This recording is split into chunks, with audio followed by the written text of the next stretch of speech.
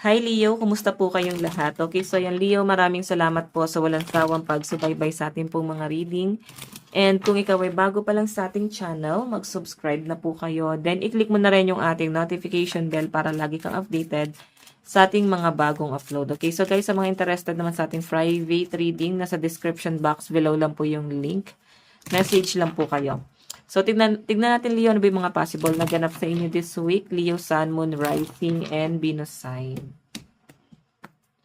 Okay, mga possible na ganap kay Leo this week. Spirit guide. Okay, so Leo, meron tayong difficult roads often lead to beautiful destination. Wow. Diba? Wala naman kasi guys talagang madaling daanan papunta doon sa gusto nating mangyari sa buhay natin. Okay, so ang sinasabi lang dito guys, yung mga bagay na pwede mong daanan ngayon, kung gaano ka-challenging yan, kahirap yan, maganda yung pwedeng ibungan yan. Maganda yung kahihinatnan yan, okay? So pagdating mo dun guys, pwedeng ikaligaya mo yan, ikatuwa mo. Ayan. So, I think merong bagong journey ang mga Leo. Merong bagong paparating na, parang blessing sa inyo. So, by the way, check pa natin. Leo, Sun, Moon, Rising, and Venus sign.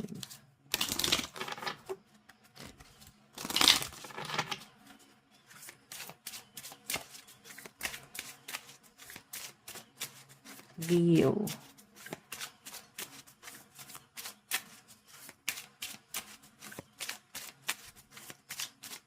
Okay. So guys, ayan, at mamaya na pala yun. Ito, you are healing. So nasa healing process kayo, kaya kayo ay parang nangangarap na magpatuloy, no? Ngayong week na to guys, bigla kang nabusan or nahimasmasan, nalamigan. Parang bigla kang nagkaroon ng awakening na wait lang. Hindi tayo dapat tumatambay dun sa lungkot. Hindi dapat ganun lang yung sitwasyon.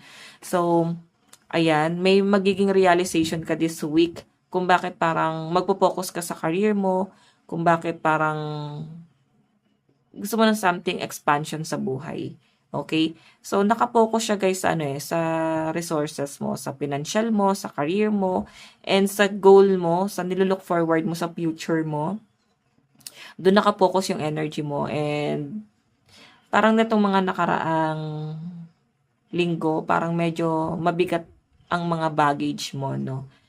And nakikita ko na parang ngayong week na to, magigising ka. Oo, parang biglang magigising yung diwa mo dyan.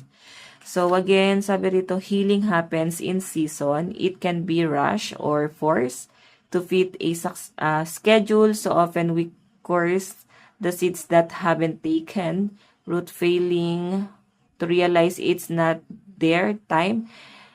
They need more water, sunlight, and care. Bullying ourselves block regeneration. Also, sometimes the healing we're focused on isn't the healing that's taking place. There's much deeper healing going on. Be patient, dear one, you are healing. Totoo naman sinabi dyan. Yung healing, guys, in season yan. Minsan nga kasi, di ba, yung mga tao, nag-heal sila, taon pa. Yung iba, mabilis lang. Kasi nga, may ibang taong tumutulong sa kanila para mag-heal sila. Pero kasi ang mga Leo guys, ano ka dito sa sarili mo lang to. Parang hinil mo lang yung sarili mo dyan. Okay, so by the way, tignan pa natin. Okay, kumbaga parang natutulungan mo yung sarili mo. Sarili mo lang, parang hindi mo kailangan ng ibang tao para mag-heal. So I think nag-antay ka ng panahon, nagantay ka ng oras para masabi mong okay ka na. Okay? So, tignan pa natin, Leo. Okay, Page of Swords. Parang ang daming ang daming nagsasabi sa'yo ng masasakit na salita, but something against you. Then, ang sinasabi rito, guys, parang ginajudge ka nila na, ay, hanggang dito ka lang, walang mangyayari sa'yo. Parang minamalit ka na nila. Sobrang dinedegrade ka nitong mga to, Leo. Kaya nga sabi rito, wag kang magpa-apekto. Okay, nasa healing ka na So, I think nagiging, nare-realize mo na to, Leo. Hindi mo kailangan magpa-apekto sa sabihin ng ibang tao. Parang, sino sila, di ba? Para sabihin sa'yo yan.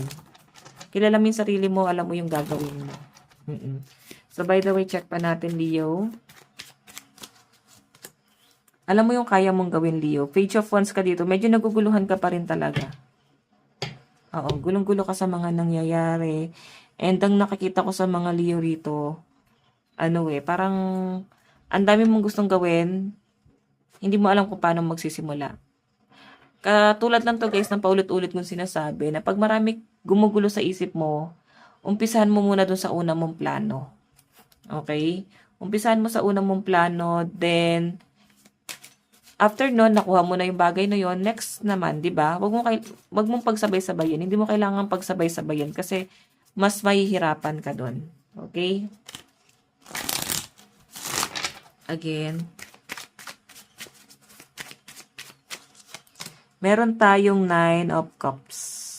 So, meron kang mga tatalikuran dito, parang kahit gaano sila ka-importante, gaano sila kahalaga, kung gaano kahalaga sa'yo itong bagay na to, willing ka nang i-let go to, Leo. Parang hindi ka na manghihinayang dito, lalo na kung hindi ka naman nagkakaroon ng peace of mind. So, Leo, nakikita ko pagdating sa career, pwede magka-quit ka, pwede mag-change ka ng career. Ayan, may nagiging realization ka na hindi ka uunlad dito. So, kagaya nga ng sabi ko guys, mukhang nakapokus ang energy mo ngayon sa inyong resources. Okay, so by the way, tignan pa natin. Meron tayong help fund, donate now, share, 6 of Pentacles. So may mga taong nakakapit sa inyo. Hindi mo naman sila obligasyon, pero parang may mga bagay silang pinapaobliga sa inyo. Okay, di mo naman sila guys obligasyon, pero ang sinasabi kasi sa akin dito, madalas sila humingi ng tulong sa inyo. Baka may mga mangungutang, parang ang gusto mo lang tumulong hanggang sa naging obligasyon mo na sila. So, focus ka pa rin sa sarili mo. Siguro ito yung mga bagay na ilalet go mo na parang, wait, tama na kayo. Ako naman muna kasi napagod ka na eh. Wala kang nabuo para sa sarili mo eh. Kasi una na mong binuo yung ibang tao. Okay, so again,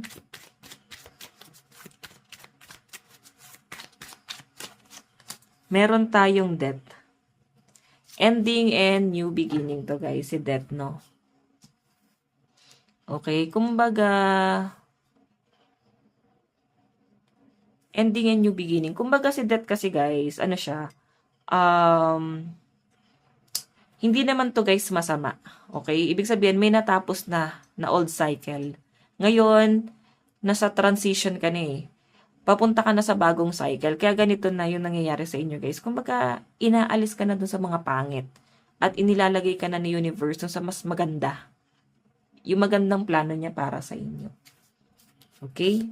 So ngayon, mas nakikita kong mas mamahalin mo na yung sarili mo, mas uunahin mo na yung sarili mo, mas pakikinggan mo na yung sarili mong opinion. Kasi parang ibang Leo dito guys, kayo eh, kinontrol kayo, nakinig ka sa opinion ng ibang tao, na parang feeling mo, baka nga tama sila at baka mali ka nga. So again, meron tayong focus on the positive. Ayan, think positive ka lang Leo, okay? So by the way Leo, ito lang pong inyong reading. Maraming salamat po. God bless and love you all. Bye-bye.